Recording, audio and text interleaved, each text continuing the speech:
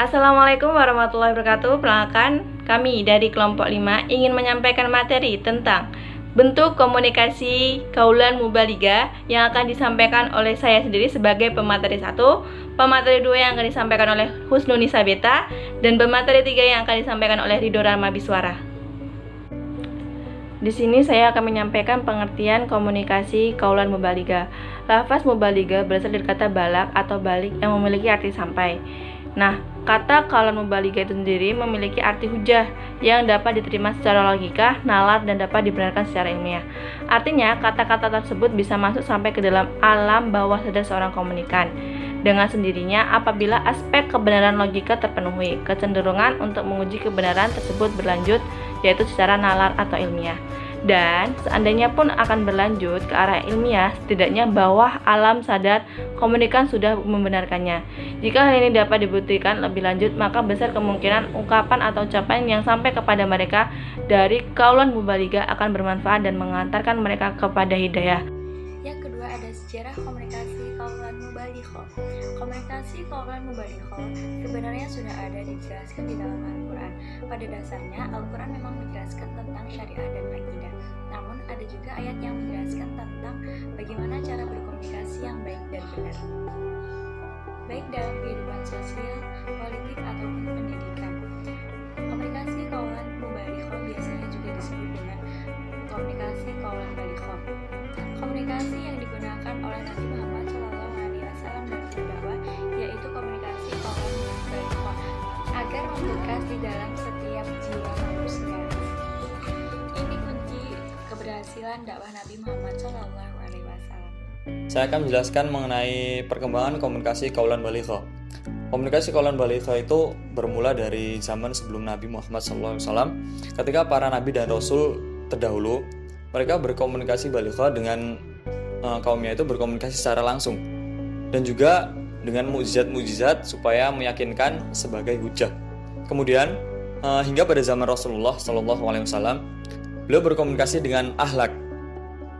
Rasulullah SAW berkomunikasi dengan kaumnya itu dengan akhlak yang baik hingga beliau mendapat julukan Al-Amin atau orang yang dapat dipercaya. Kemudian ketika Rasulullah SAW diangkat menjadi nabi dan rasul, orang-orang Quraisy itu pada membenci beliau gitu. Tetapi tidak banyak juga yang ketika menitipkan barang itu menitipkan barang kepada Rasulullah SAW. Ini membuktikan bahwa akhlak yang baik itu sangat berpengaruh ketika kita berkomunikasi kaulan balighah itu sebagai hujah, perkataan kita itu dapat dipercaya. Zaman setelah Rasulullah hingga zaman setelah Rasulullah SAW wafat, sebelum adanya media komunikasi, kaulan balighah mengalami perkembangan. Tidak hanya akhlak, tetapi setiap perkataan, perbuatan yang dikomunikasikan kepada komunikan itu harus sesuai dengan ajaran dan syariat gitu. Harus kembali kepada perkataan, perbuatan, dan apa-apa yang disandarkan kepada Rasulullah SAW atau yang disebut dengan sunnah atau hadis, juga harus kembali kepada Al-Quran. Pada zaman di mana media bertebaran hingga saat ini, atau ada juga pepatah mengatakan dunia itu semakin sempit karena komunikasi itu berkembang dengan sangat cepat. Komunikasi kaulan balighah agar dapat diterima atau bisa menjadi hujah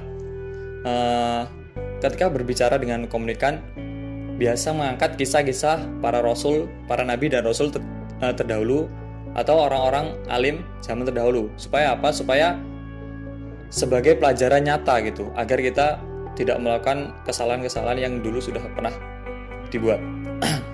Itu saja tidak cukup. Di balik kisah-kisah, kisah-kisah yang disampaikan itu harus ada dasarnya, yaitu tetap kembali kepada hadis dan fatwa ulama, juga kembali kepada Al-Quran. Dan manfaatnya itu apa? Pada zaman sekarang, komunikasi kaulan balighah itu tidak harus ketika kita berbicara dengan komunikan langsung atau dengan publik atau personal. Itu bisa melalui video, bisa melalui pamflet atau tulisan-tulisan quotes ya, selagi itu tidak menyimpang dari ajaran Islam dan juga sesuai dengan syariat yang sudah dibawakan dengan perkataan Rasulullah, perbuatan dan apa-apa yang disandarkan atau yang disebut hadis tadi juga sesuai dengan syariat. Bagaimanapun ya, di tempat bagaimanapun ketika itu sudah sesuai dengan syariat, sesuai dengan perkataan dan perbuatan Nabi, itu pasti bakal dapat diterima dan kuat sebagai hujah. Oke, baiklah, sekian saja yang bisa saya sampaikan. Saya Ridho Alim Suara, terima kasih. Assalamualaikum warahmatullahi wabarakatuh.